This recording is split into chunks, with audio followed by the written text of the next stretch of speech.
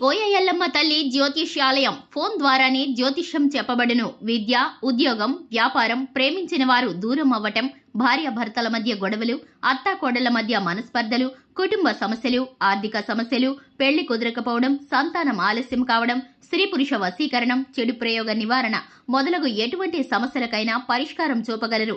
స్త్రీ పురుషులకు ఎటువంటి సమస్యలున్నా నమ్మకంతో కాల్ చేయండి 9014339338. ఛానల్లోకి స్వాగతము. తులారాశి వారి జాతకులు మధ్యాహ్నం 2:30 తర్వాత చాలా పెద్ద దుర్వార్త ఇలా వింటారని అస్సలు అనుకోరండి.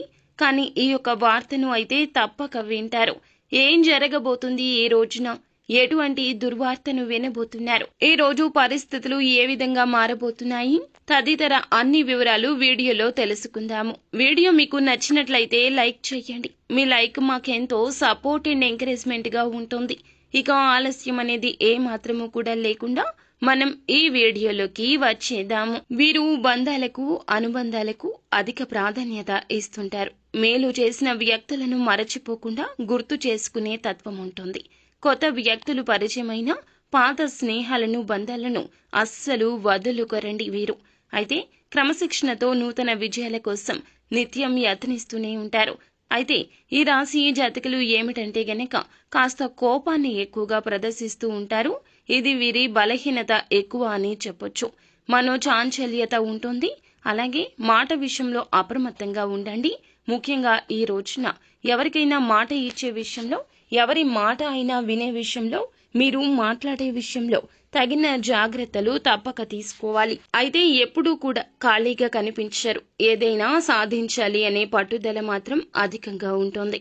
ముఖ్యంగా ఈ రోజు ఈ రాశి జాతకులు దిన ఫలాల ప్రకారం చూస్తే మధ్యాహ్నం 2:30 తరువాత ఒక పెద్ద అశుభ వార్త వినబోతున్నారు. ఏ ఆదాయ మార్గం ద్వారా అయితే డబ్బు మీకు వస్తున్నదో దానికి సంబంధించి ఒక నష్టపూరితమైన వార్త వినబోతున్నారు. అది ఉద్యోగ పరంగా కావచ్చు, వ్యాపార పరంగా కావచ్చు, మీరు ఉన్న రంగాల్లో ఏ విధంగా అయినా కావచ్చు. మీకు వచ్చే కీలక ఆదాయ మార్గం త్వరలో మూసుకుపోబోతూ ఉంది. మీరు అశ్రద్ధ వహించొద్దు. ఇక ఈ జాగ్రత్తలు తీసుకోండి. ఇంకా కుల వృత్తులు చేస్తున్న వారు అయినా, ఎటువంటి వ్యాపారాలు చేస్తున్న వారు అయినా, ఉద్యోగాలు చేస్తున్న వారు అయినా సరే ఈ రోజు ఈ జాగ్రత్త తప్పక తీసుకోండి. మీరు మాట్లాడే విషయంలో, మీ యొక్క చేతల విషయంలో, తీసుకునే నూతన నిర్ణయాల విషయంలో చాలా జాగ్రత్త. ధనం విషయంలో పెట్టుబడుల సలహాలు కూడా పాటించొద్దు. ₹1 పెట్టినా కూడా అది నష్టం కిందకి జమ అయిపోతుంది. లక్ష్మీదేవి అనుకూలత లేదండి. కావున డబ్బు విషయంలో అప్రమత్తంగా ఉండండి. వచ్చే ప్రతి ₹1 కూడా ఏదో ఒక విధంగా ఆగిపోవడం, మొండి బకాయి వసూలు కాకపోవడం, వస్తున్న ఆదాయం అనుకున్న చివరి క్షణంలో ఆగిపోవడం, రావాల్సిన ధనాన్ని ఎవరైనా సరే రాకుండా మిమ్మల్ని అడ్డుకోవడం ఇలా సంభవించొచ్చు. ఈ యొక్క వార్తను విని మీరు కోపంతో ఊగిపోతారు. చాలా వరకు మానసిక అశాంతికి గురి అవుతారు. ఇటువంటి వార్త ఈ రోజున ఏ రంగంలో ఉన్న ఈ రాశి జాతకులకు అందరికీ వస్తుంది అని కాదండి, కొంతమందికి మాత్రం ఈ విధంగా అననుకూలత కనిపిస్తుంది. ఇక మిగిలిన అంశాలు చూస్తే మిశ్రమంగా ఉన్నాయండి. వ్యాపారస్తులకు కొంచెం మిశ్రమ ఫలితాలే ఎక్కువగా కనిపిస్తున్నాయి. వ్యాపార జీవితం గురించి అయితే ఒక కీలక ఆలోచన చేస్తారు. కానీ అమలు విషయంలో కాస్తంత జాప్యం జరగొచ్చు. తీసుకునే నిర్ణయం మీ యొక్క భవిష్యత్తుకు బంగారు బాట కావాలి, కానీ ఇలా ఇబ్బంది పూరిత వార్త కాకూడదు. కావున చేసే ఆలోచన, సొంత నిర్ణయాలకు ప్రాధాన్యత ఇవ్వకుండా ఎవరైనా అనుభవజ్ఞుల సలహాన్ని, మీరు కుటుంబ సభ్యుల సలహాన్ని పరిగణలోకి తీసుకోండి. మేలు కలుగుతుంది.